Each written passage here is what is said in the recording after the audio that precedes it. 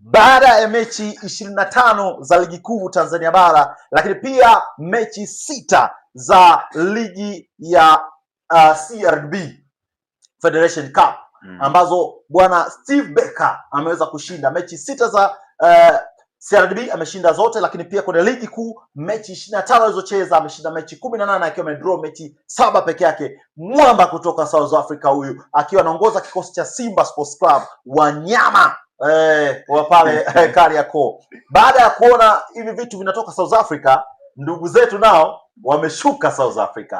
Wamekuja na wameibuka na kocha mpya kutoka South Africa kwa majina Mankoba.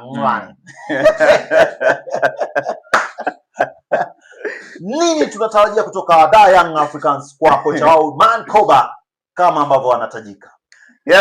Moja ya usajili ambao umefanywa na usajili ambao watu walikuwa na tabiri utafanyika kwa haraka ni kocha. Ikumbuke Yanga walifukuza kama makocha watatu, lakini huyu kocha wa sasa ana CV kubwa pale South Africa. Kwanza ametokea Mamelodi Sundowns, alikuwa kipindi cha Pitso Mosimane, alikuwa kipindi cha Mokoena, lakini ni kocha ambaye aliweza kudumu kama kocha mkuu wa Mamelodi kwa ndani ya miezi 6 mwaka 2024.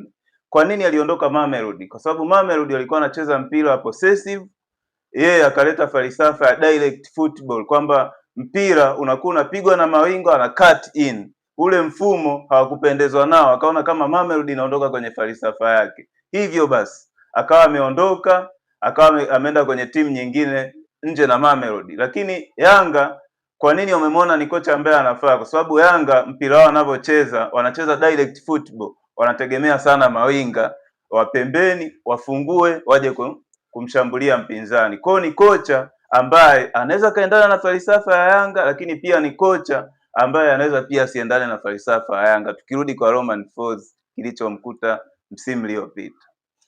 Okay, wamefanya mapema sana kupata kocha. Tarehe 20 wametangaza kwamba wanaingia kambini Avic Town, ndipo watafanya kambi ya Young Africans. Tunategemea Mankoba atakuwa na nafasi ya kutosha kutengeneza timu, hasa ukizingatia kwamba tarehe 12 ya mwezi wa 8 kuna kipengele kingine Dabi. Asante.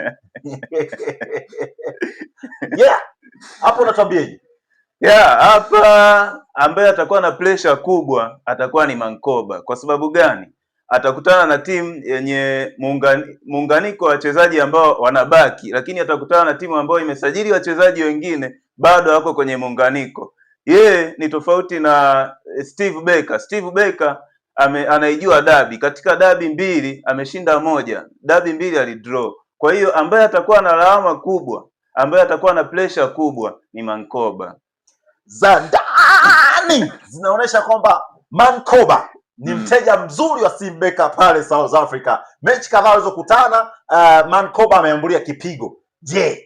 Je, tarehe 12 anatoka mtu mzee au Mankoba aweke mikoba yake karibu kabisa na airport? Yaani Mankoba na mikoba vinaweza kuambatana muda sio mrefu. Unasemaje kuhusu hili?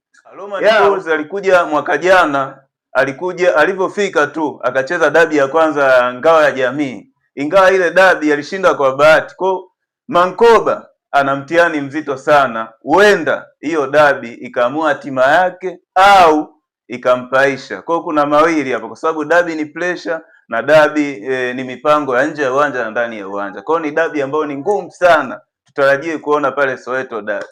Hamna kitu kizuri kama kusema ukweli. Mankoba, andaa mikoba.